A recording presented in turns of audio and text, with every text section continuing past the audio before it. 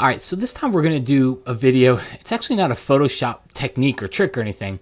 I kind of refer to it as like the ultimate way to view your photos in Photoshop. And it's one of those things. It's like I was sitting there thinking of different videos that people request. And I start going down this list of retouching and all these different topics.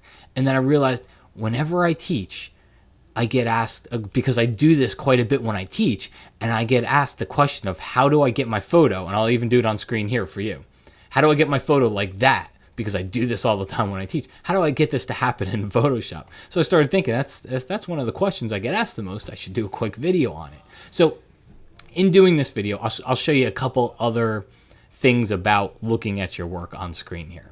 Okay, so one of the first ones is the place where you're looking at your photos, this background, this gray background. If you right click over it, you can change that gray to black if you want. Okay, if you right click, you can see here, I can go to custom and I've got blue. Of course, that's a great color. Or I can select a custom color and it'll open up the color picker, and I can select, and I can even choose a different shade of gray if I wanted to, maybe a darker shade of gray or maybe a lighter shade of gray.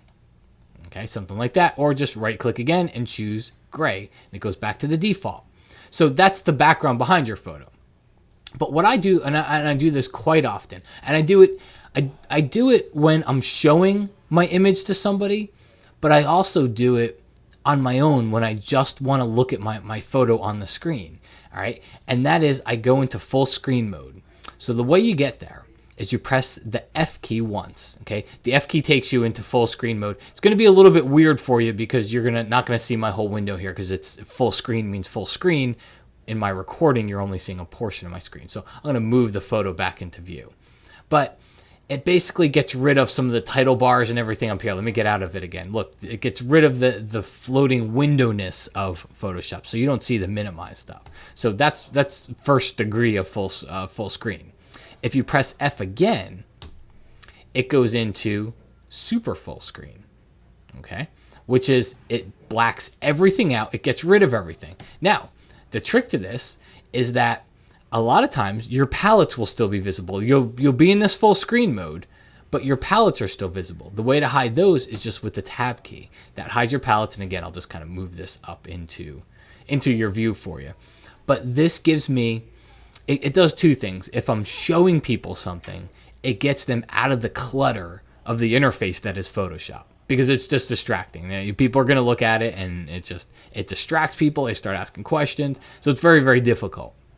The other thing that it does is when I'm just looking at my photos is it just gets things onto a very simple background, and I can just sit back and kind of concentrate and look at my photo. All right. And you can press Command plus on the Mac or Command minus on the Mac, Control plus or minus on the PC. And it'll even zoom in, so I can start to fill the entire screen if I want.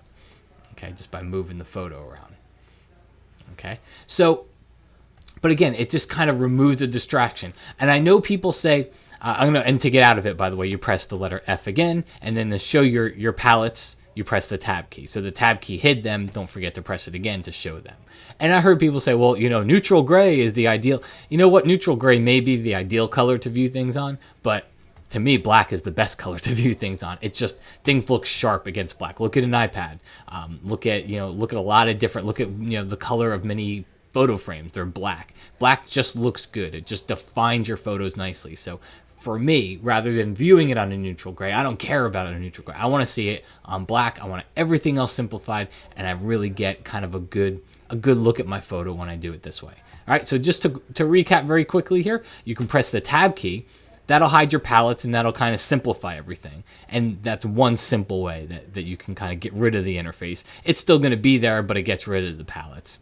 The other one would be press the F key once and press the F key one more time to take you into full screen mode. Don't forget to get out of it. You press the F key one more time, and that takes you into your regular view. So great for when you're looking at your own work, or when someone walks up to your computer, you don't want them looking at the interface and all the junk and stuff around. So you just press FF, and sometimes you have to hit tab depending on where your palettes are. Just hit that F key, and now you've got a very simplified way of looking at things. Folks, hope you enjoyed, and I will talk to you again very, very soon.